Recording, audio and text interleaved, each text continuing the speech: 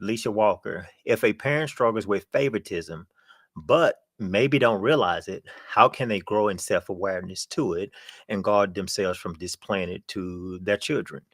And, I think, Alicia, one of the ways you can tell with favoritism is, as let's say you have is two kids, and both of those kids, and they tell a lie. And let's just say, you don't have one that's all he doing is lying all the time, and one tell a sporadically just tell a lie.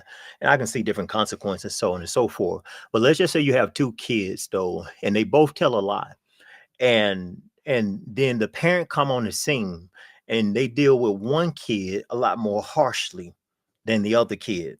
Their attitude is just like, and they can just, you just feel that this one over here is going to get greater consequences, and really they did like the same thing, and everything behind it pretty much was the same, but you see them leaning toward one kid more than the other. And I think stuff like that is, how I said, Minister Baylor, how you can kind of tell your favoritism toward toward this kid. I favor this kid over here. And you said with parents, I heard of it, Sure. where one kid, let's just say they had, it was a woman in a situation where it was one, she got a divorce, and then she got into another relationship and got married again. And she had another kid with the second husband, but the first husband she had a lot of bitterness toward. And so so their kid looks just like this father, and the kid remind her a lot of the father. And so she got this bitterness toward her. But the other kid, not a new husband, she she likes, and they have a kid together.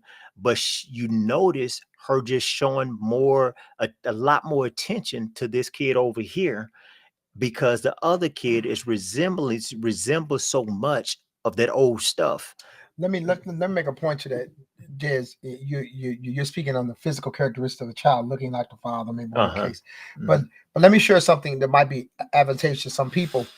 Um, it can be sometimes that when we have children, they represent a certain era of our lives, and so, Good. like for instance, that child represented a very difficult marriage or difficult relationship. So That's even good. apart from that child looking like the Hmm. father or whatever the case may be, That's good. maybe even act like the father, it's what he represents. Hmm. So, and Yeah. this is good for some parents to understand, because parents don't want to say I feel a certain way about a child, and kind of I That's feel like I don't good. like them.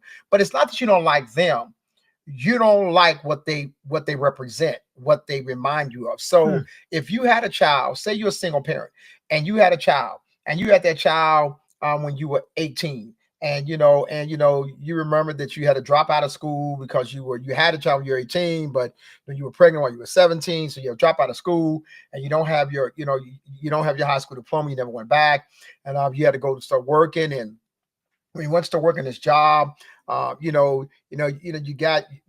got on the job, and you were sexually harassed by your Hmm. boss, and all this took place around the same time you had your child or you Hmm. were pregnant. Wow. That's They good. represent this era for you, That's and good. so then when you go on and you move on in life, there's always something about that child that makes you feel funny. Well, it's not the Hmm. child, it's when you had the child. That's The good. child Yeah. should, and it can go the other way. I mean, things were booming in your life, man. You were doing so good, man. This when you started making six figures.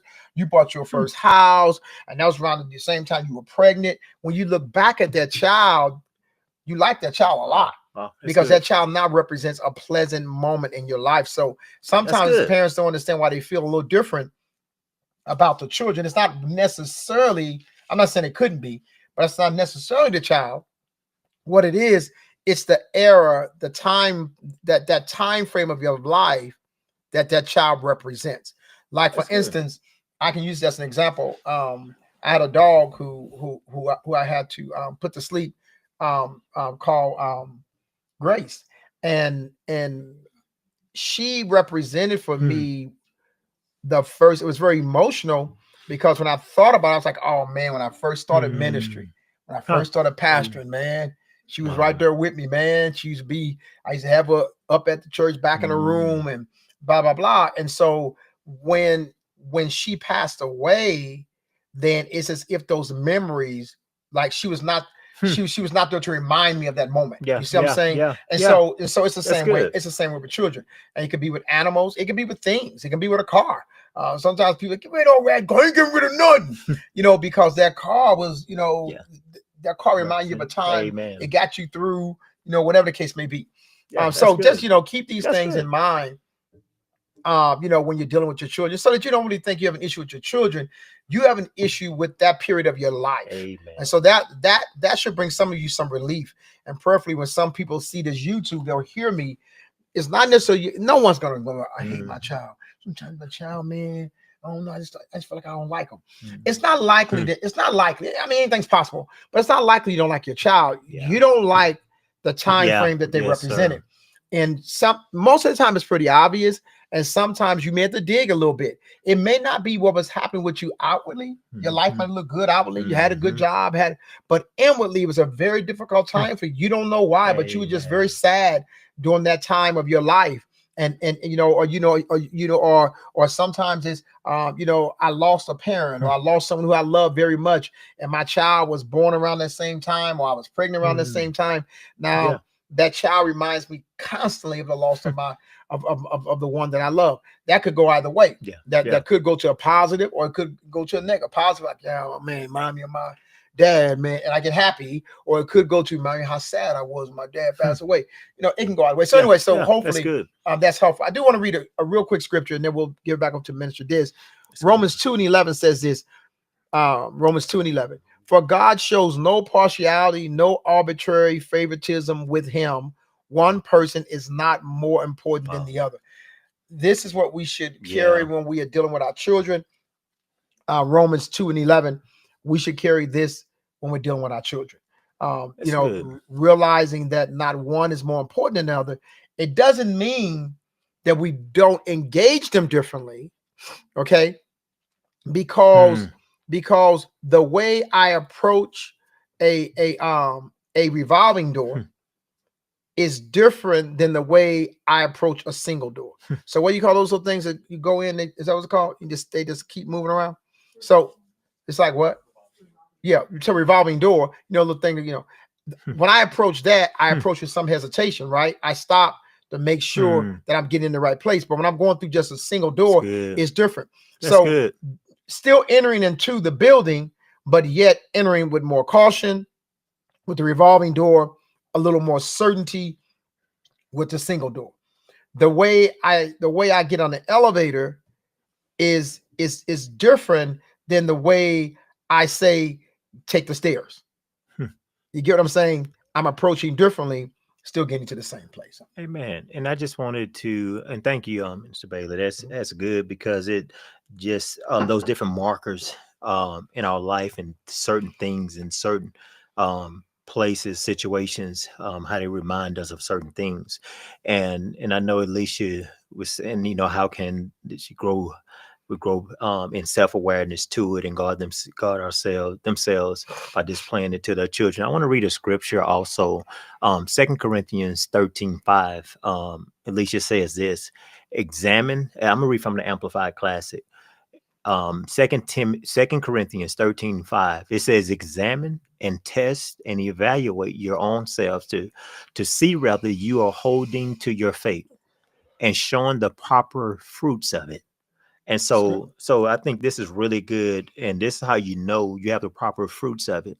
And then it goes, and then we can just go, just test yourself. Go to Galatians. We are talking about Galatians 5:22-23. I think that is a test. Are we growing in these areas? And and even 1 Corinthians 13, are you growing in those areas? The we call the love chapter. And so you growing in that. Are you being more patient? Are you being more kind? You'll see it even with the kid, that an individual may be more impatient toward, but they're going to see themselves as they grow and examine themselves. They'll see certain behaviors that may pop up toward one kid that it doesn't pop up toward another. And so they are to examine that and then put some boundaries or put some things in place. So let me just finish reading the scripture. Test and prove yourselves, not Christ. Do you not yourselves realize and know thoroughly by an ever increasing experience that Jesus Christ is in you, unless you are counterfeits, disapproved, on trial, and rejected? So I just wanted to read that scripture. And one more thing I want to say in the closing of this: don't confuse the fact that you may treat your child differently. That's good. Yes, sir. With having favoritism over the other child. Mhm. It's not necessarily true, because children do have to be, as I said, engaged differently. Yep. Because they're different. Yeah. Yes, sir. You know, some children you have to be a little more firm with, Mhm. and some children you can be a little more gentle That's with good. because of their nature, right? So, you know, well, why you always saying everything to me 3 times? You only say it to him 1 time. Well, because unless I say it 3 times, you don't Yeah. hear me, That's good. because you're distracted the first 2 times, and by the 3rd time, I've gotten your attention. So you get what I'm saying? So Mhm. don't think because you know you may engage one child differently than the other child that it's favoritism. That's good. I have to engage you with the way you are, you know, with what works for you. So I think you know, I Amen. mean, we That's don't good. engage, you know, we don't engage the letter A the same way we engage the letter Z. You can work with that a little bit if you would Amen. like. A few comments here. Lorena said that happened to me as a child. Hummingbird says this is all so true. What they remind you of. Jamie says, I remember this happened to me with one of my children regarding their biological dad. It was tough, but I praise God for getting saved when my child was 4. Changed the dynamics of everything. This is very important. You hear what she's saying? Salvation changed the dynamics of everything. Glory be to God. And this, see, Amen. when salvation comes in, That's this it. is the new creature we're talking about now. Amen. Right? And I said that there still wasn't, and I don't know, I kind of know a little bit, I don't remember this real well, but might have still been a little struggle after that, but it's not the same. See, there's one thing to be, how can I say, shackled and struggle to get free. Yeah. You can imagine I'm shackled, right? And I'm struggling to get free.